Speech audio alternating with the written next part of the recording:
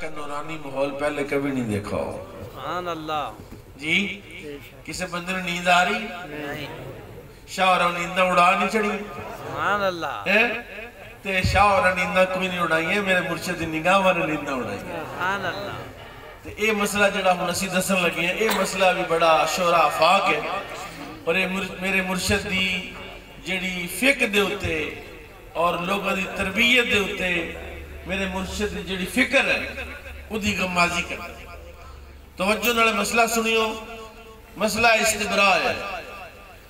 میں شاہ صاحب نے چونکہ بڑی خوبصورت گفتگو کی ہے, میں جو نواں صحفی بنے نا تو استبراء کا مسئلہ دسنا شروع کیتا, اپنے مدرسے بچیاں نو سمجھایا. میرے بچیاں نے نا طالب علمہ نے شہر ناروال دے وڈے وڈے مولویوں نے فون کیتا. انہوں نے کہا جناب یہ ساڑھے مسیطے ایک مولوی آئے ہیں, وہ استبراء نہ کیے کی شاہ استبراء سانو تو سمجھ کوئی نہ آئی. ایک مولوی صاحب کہا لا الہ الا اللہ محمد رسول اللہ, میں لفظ پہلی باری سنے. دوسرا بھی کوئی استبراء رحم کوئی کچھ بیان کر رہا تھا تو پڑھا تھا, ہم نے بھی بڑا عرصہ پہلے کا ہوا تھا, لیکن سچی بات ہے کہ عمل جو ہے وہ سرکار کی نسبت کے ساتھ شروع ہوا ہے. اللہ کرے ہم سب کے اس پر عمل ہو جائے. اور وہ مسئلہ ہے طہارت کا کہ جب مرد چھوٹا پیشاب کرتا ہے تو اس کی پیشاب کی نالی میں چند قطرے باقی رہ جاتے ہیں, ٹھہر جاتے ہیں. وہ فوری طور پر نہیں نکلتے, وہ وقت لیتے ہیں. اور جب تک وہ قطرے خارج نہ ہوں, جب تک وہ خشک نہ ہوں, تب تک وضو شروع کرنا جائز نہیں. اور پھر لوگ کیا کرتے ہیں, وہ استبراء نہیں کرتے, انتظار نہیں کرتے کہ وہ قطرے خارج ہو جائیں. اب خارج کیسے کرنے ہیں؟ پہلے زمانے میں تو لوگ اس طرح کرتے تھے کہ ڈھیلا لیتے تھے, مٹی لیتے تھے, وہ اپنے پیشاب کے اس نالی کے آگے رکھ کے 2-4 قدم چلتے تھے. اور کوئی کنگورا مارتا تھا, کوئی پاؤں زمین پر مارتا تھا, کوئی 2-4 قدم چلتا تھا تو وہ قطرہ خارج ہوتا تھا, پھر کہیں جا کے وہ وضو شروع فرماتے تھے. لیکن آج کل لیٹرینیں ہیں, فلیش سسٹم ہے, صفائی کا وہ بڑا اعلیٰ نظام ہے, اس لیے یہاں مٹی استعمال نہیں کی جا سکتی. اس لیے اس کا بہترین حل جو ہے وہ ٹیشو پیپر ہے, سادہ, جو خوشبودار نہ ہو, جس کے اوپر لکھا ہوا کچھ نہ ہو. وہ اپنے پیشاب کی اس نالی کے آگے رکھ کے تو اس کو اچھی طرح خشک کرنا ہے, وہ پیشاب کے قطرے اچھی طرح خارج ہو جائیں. ہوتا کیا ہے, لوگ جلدی جلدی پیشاب کرتے ہیں اور پانی ڈالتے ہیں اور فوری طور پر اٹھ کے جا کے وضو کر کے نماز شروع کر دیتے ہیں. وہ قطرہ جو اٹکا ہوا تھا اگر وضو سے پہلے خارج ہوا تو کپڑے کو لگے گا تو کپڑا پلید ہوگا, جسم کو لگے گا تو جسم پلید ہوگا.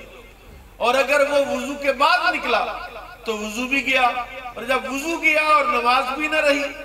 الٹا رسول اللہ کی حدیث ہے, نبی کریم صلی اللہ علیہ وسلم نے ارشاد فرمایا جس نے بغیر وضو کے نماز کے اعمال کو دہرایا, یعنی رکوع کرتا رہا, سجدہ کرتا رہا, تشہد میں بیٹھتا رہا, اللہ اس کی قبر کو جہنم کی آگ سے بھر دے.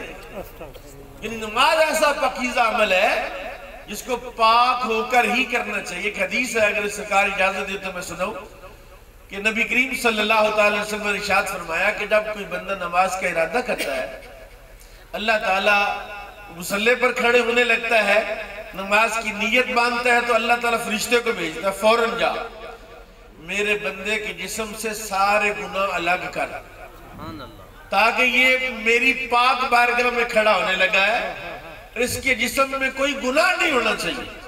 فرشتہ آتا ہے, اس کے جسم سے گناہوں کے دفتر نکالتا ہے, اس کے ہاتھوں کے گناہ سر سے لے کر پاؤں تک سارے گناہ الگ کرتا ہے.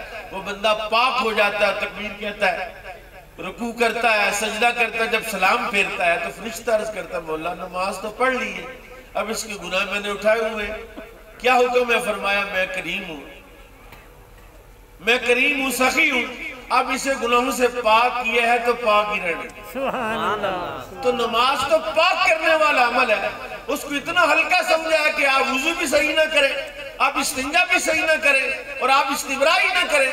اس لیے جو لوگ استبراء نہیں کر رہے انہیں چاہیے کہ آج سے ہی اس کی پابندی کریں.